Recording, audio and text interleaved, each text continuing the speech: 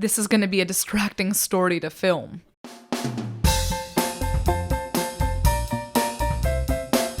Donuts, donuts, donuts. When you think about donuts, you probably don't think about Israel.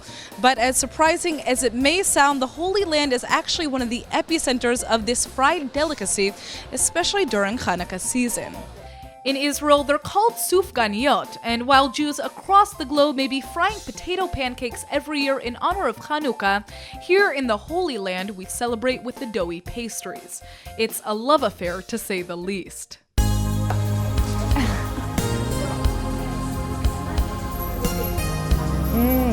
Very good. So good. Why? The best.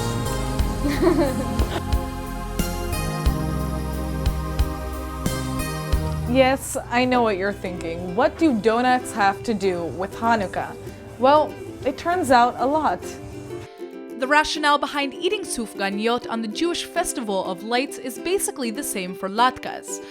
Oily foods help recall the miracle of the oil during the 2nd century BCE, when a small band of faithful Jews known as the Maccabees reclaimed the Holy Temple and rededicated it to the service of God. When they sought to light the temple's menorah, they could only find a single drop of olive oil that had survived their war against the Syrian Greeks.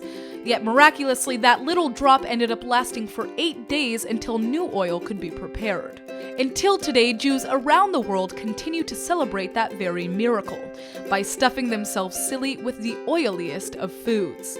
And believe me, it marks the perfect time of year to visit the Holy Land. I've been here for about 3 days. I passed these donuts on my first day and I said, oh my God, there was just nothing like this in Toronto. In fact, every year, over 18 million of the Jewish donuts are consumed in Israel during the Hanukkah week. That averages out to about 3 donuts per citizen. Even the Israeli Defense Forces go crazy for the sugary treats, purchasing more than 50,000 sufganiyot to boost the morale of the soldiers. And there are a lot of flavors to choose from. Between Roladin and Shemo, 2 of the most popular bakeries in Israel, this year alone there are over 29 flavors to choose from. 29! This is a cream-filled chocolate donut. We have the strawberry jam donut. This is the most popular and common donut in Israel. Typically, you can find this basically everywhere. But not all of the flavors are easy to identify. This delight over here would be the Roladin cream mascarpone with some berry flavors. I'm not sure what all the ingredients are in here. The Hebrew is a little bit difficult for me, but it looks good. That's the most important thing. At Roladin, the largest bakery in Israel, the CEO says they take their donuts seriously. 40-50 days before the holiday, we start selling donuts.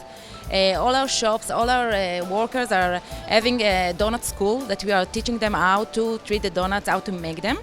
Now, if you're worried about the heavy calorie intake, here's our advice. Just don't think about it. The Israeli health minister has actually made it his mission this year to convince Israelis to eat fewer sufganiyot as part of a larger crackdown on unhealthy food. But not everyone is convinced that he's going down the right path.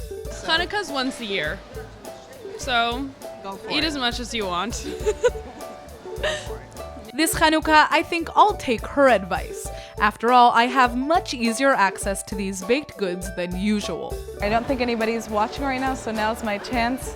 Here's to a happy and healthy Hanukkah.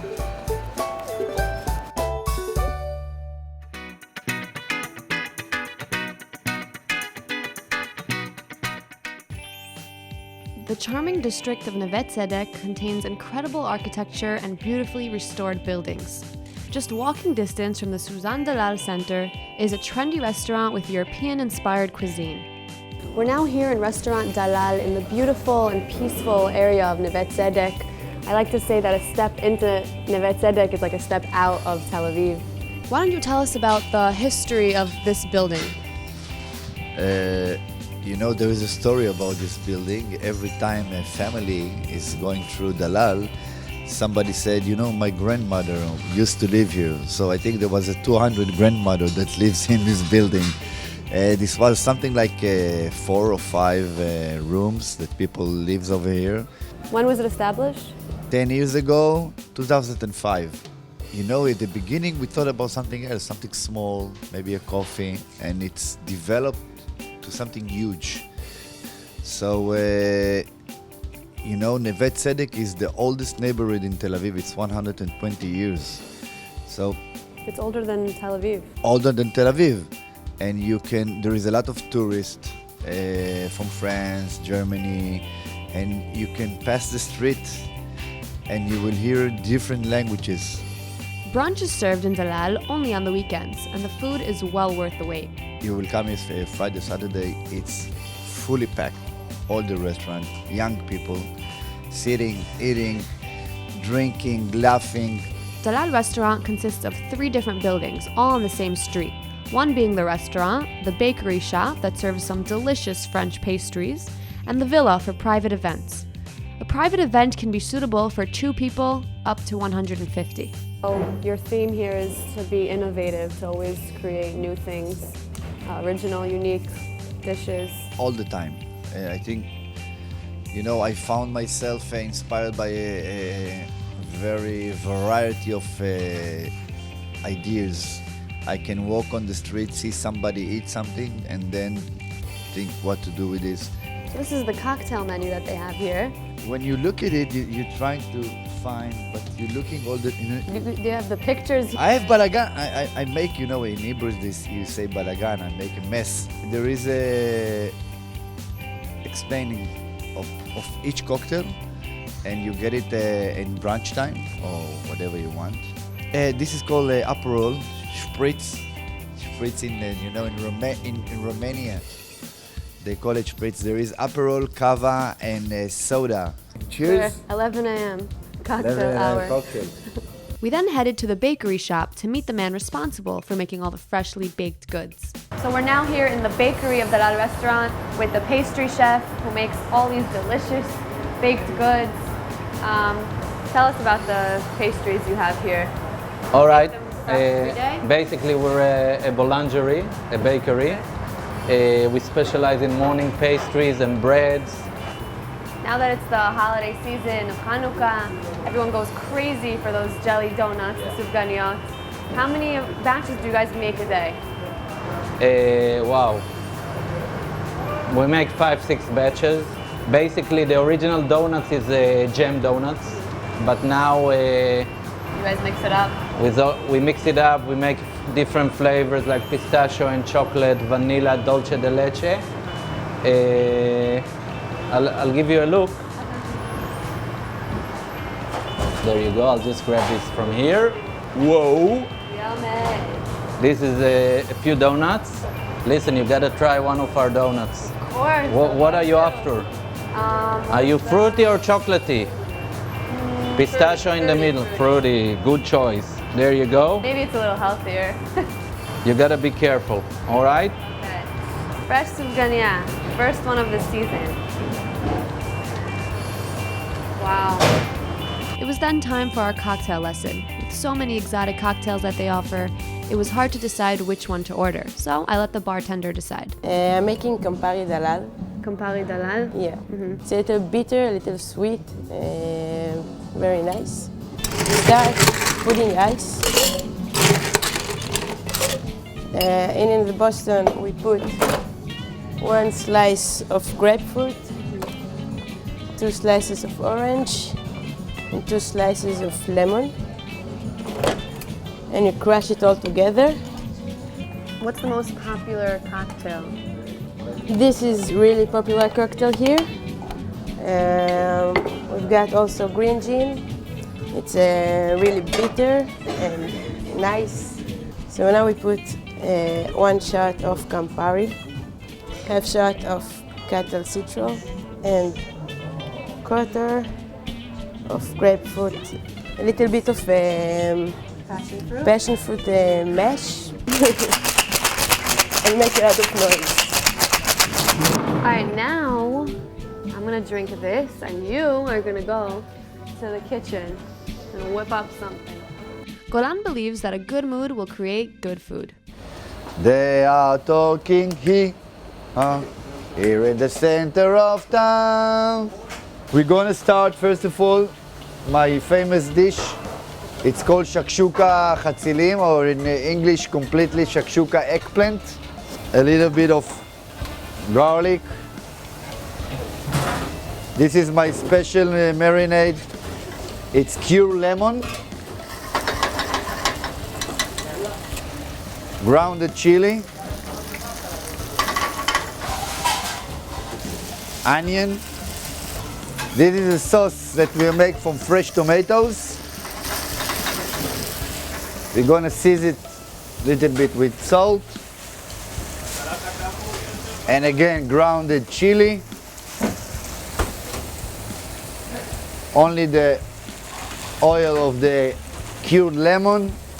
We're gonna add some spinach. We're gonna make a place for 2 eggs. 1, 2. This is our bagel from the bakery. Toast it on the grill. We will grill it. See that I'm doing everything together. This is the way the service is working. This is water with a little bit of vinegar. And this is the way we are making poached egg. Little bit of garlic, cured lemon, our own recipe, salt and white pepper, spinach, white wine. This is our croissant. We get it fresh from the bakery.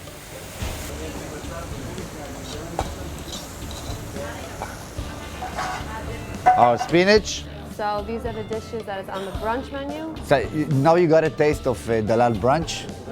We're very proud that the bakery are producing our own bagel, croissants, the rolls. So this is the eggplant shakshuka. On the top of it there is a yogurt that combine everything together. Here you have our own guacamole and our 6 minutes egg. You can see there is no gray, and underneath it is the brosan with the chive. With European, Mediterranean, and American-inspired dishes, you can see the world on one table. Get an idea what is a brunch for me or what is breakfast for me. It's the same like dinner. We treat everything like you sit a la carte and eat. You don't see a lot of bagels in Israel. This is what happened in Dalal. You don't see anything outside of Dalal. Restaurant Dalal is just the place for your Friday brunch time.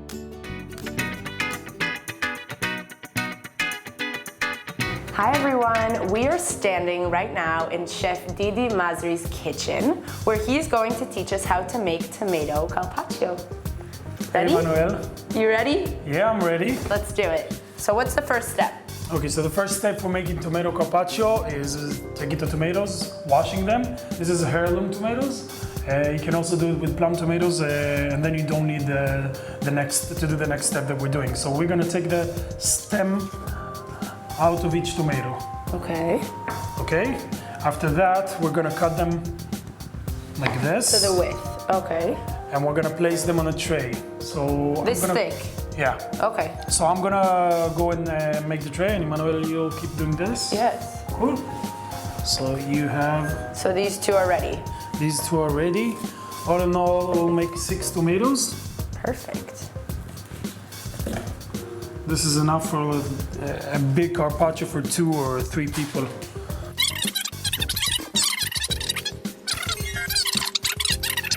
I'm gonna season the tray underneath the tomatoes. I'm gonna put some olive oil, salt, rock salt, pepper, thyme leaves, and sage. Ooh, that sounds delicious. Okay, so we're gonna do basically the same seasoning on top and on the bottom.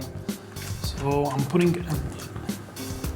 not being frayed with the olive oil. I'm putting like a big log of olive oil on the bottom and on top. This is gonna make sure the tomatoes are soft and really like all the liquids of the tomatoes mixed with the olive oil, and it makes a great smell and a great taste for the tomatoes after. So now we're gonna organize the tomatoes in the tray. Like this? Yeah, on top of the herbs and the salt and the pepper and everything. Yummy. Tomatoes are my favorite. I could eat tomatoes all day long.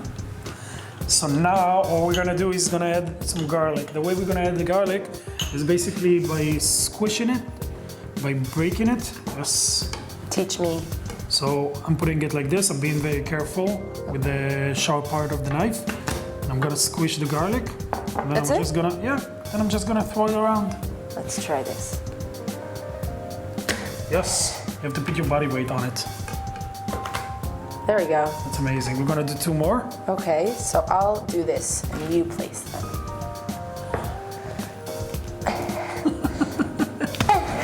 There we go. That's it. 1 more is enough. We're good. So I'm putting them around like under the tomatoes. I'm putting the garlic under the tomatoes and around them. And what we're gonna do now is do the same seasoning on top of the tomatoes. So you double season them. Yeah, you don't have to be afraid of the salt, you have to be afraid of the pepper.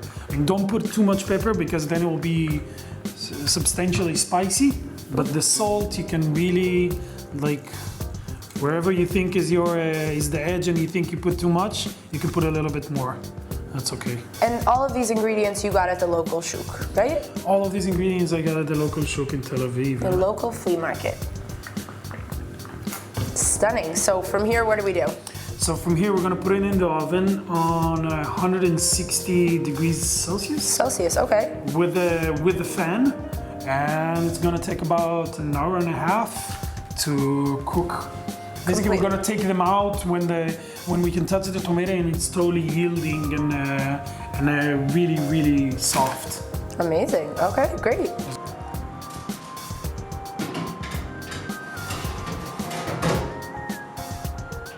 So excited. Yes. Now we wait.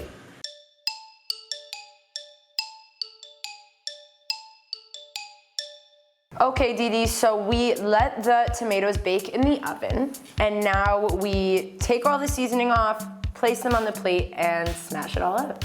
Yeah, so basically what we want to get to, we talked about it before, we want to get to the stage where the tomato is just yielding. When you press it, it just yields.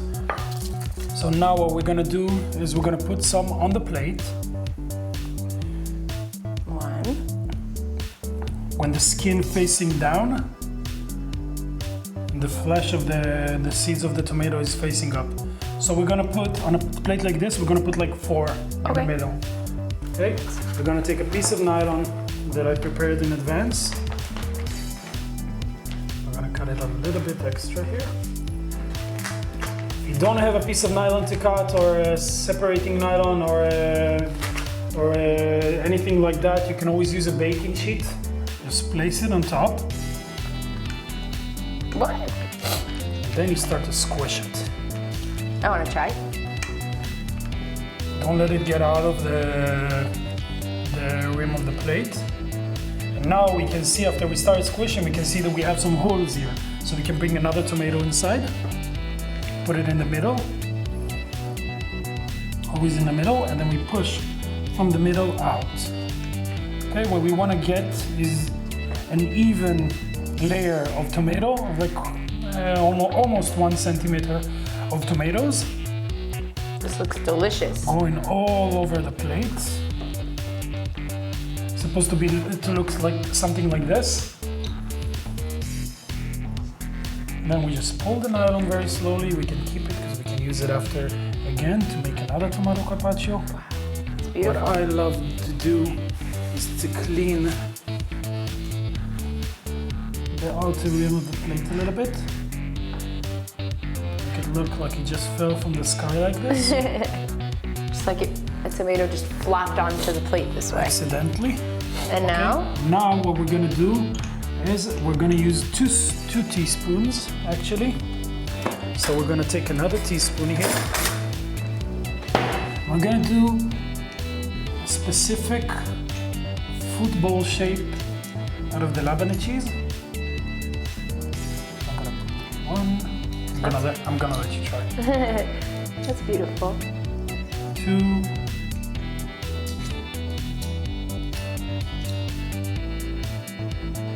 3. You don't want to overpower the tomato carpaccio with Lebanese. So that's why I'm only putting like little pieces, and you're gonna do the 5th one right here. Perfect. So you have to, yeah, now scoop it again. That's actually very good. Thanks. Perfection.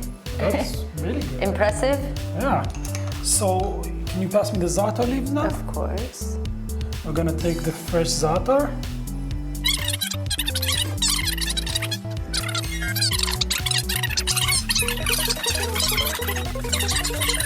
Stunning. Wow, I cannot wait to try this. Let's take a bite. Let's dig in.